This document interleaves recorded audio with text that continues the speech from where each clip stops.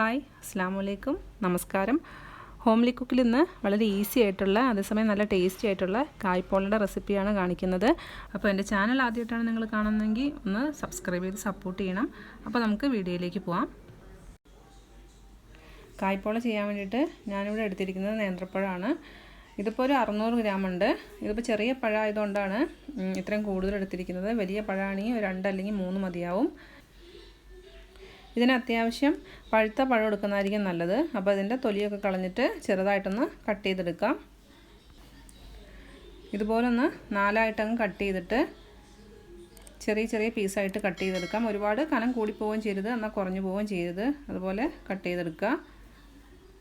അപ്പോൾ ഞാനിവിടെ എല്ലാം കട്ട് ചെയ്തെടുത്തിട്ടുണ്ട്. ഇനി ഇതങ്ങ് ഫ്രൈ ചെയ്തെടുക്കണം. അതിന് വേണ്ടിയിട്ട് ഒരു പാൻ വെച്ച് ചൂടായി കഴിയുമ്പോൾ അതിലേക്ക് 1 ടേബിൾ സ്പൂൺ നെയ്യ് ചേർത്ത് കൊടുക്കാം. ഞാനിപ്പോൾ ആദ്യം നട്ട്സും കിസ്മിസുമാണ് ഫ്രൈ ചെയ്തെടുക്കുന്നത്. അപ്പോൾ ഞാനിതിലേക്ക് ഒരു 4 ടേബിൾ സ്പൂൺ നട്ട്സ് ആദ്യം ചേർത്ത് കൊടുത്തൊന്ന് ഫ്രൈ ചെയ്തെടുക്കുകയാണ്. അപ്പോൾ നട്ട്സ് ഒന്ന് നന്നായിട്ട് ഫ്രൈ ചെയ്ത് വരുമ്പോൾ നമുക്കിതിലേക്ക് കിസ്മിസ് ചേർത്ത് കൊടുക്കാം. അപ്പോൾ ഞാനിതിലേക്ക് കിസ്മിസ് കൂടെ 1 ടേബിൾ സ്പൂൺ ചേർത്ത് കൊടുത്തിരുന്നു. ഇതിപ്പോൾ നന്നായിട്ട് ഫ്രൈ ചെയ്ത് വന്നിട്ടുണ്ട്.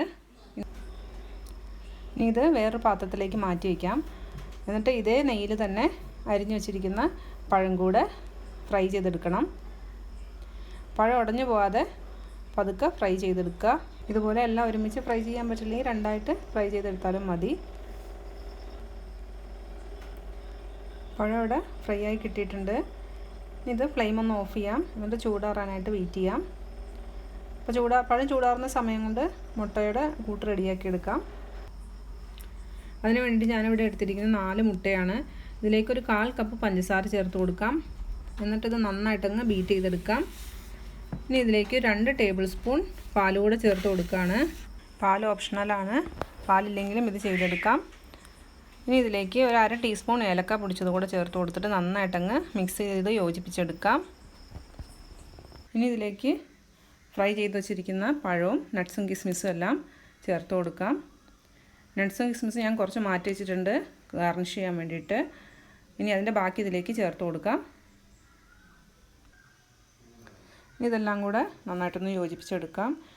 ഞാനിപ്പോൾ ഒരു നുള്ളു ഉപ്പ് കൂടെ ഇതിലേക്ക് ചേർത്ത് കൊടുക്കുകയാണ്. മുട്ടയുടെ കൂട്ടിലേക്ക് ഞാൻ ചേർത്ത് കൊടുക്കാൻ വിട്ടുപോയതാണ്. എന്നിട്ടിത് നന്നായിട്ടൊന്ന് യോജിപ്പിച്ചെടുത്തിട്ട് നമുക്ക് വേവിച്ചെടുക്കാം. അതിന് വേണ്ടിയിട്ട് ഒന്ന് ചൂടായ പാനിലേക്ക് 2 ടീസ്പൂൺ നെയ്യ് ഒഴിച്ച് കൊടുക്കാം. അധികം ചൂടാവേണ്ട, നെയ്യൊന്ന് ഉരുകാൻ മാത്രമുള്ള ചൂട് മതി. എന്നിട്ട് ഇതിലേക്ക് മുട്ടയുടെയും പഴത്തിൻ്റെയും കൂട്ട് ഇതിലേക്ക് ഒഴിച്ചു കൊടുക്കാം.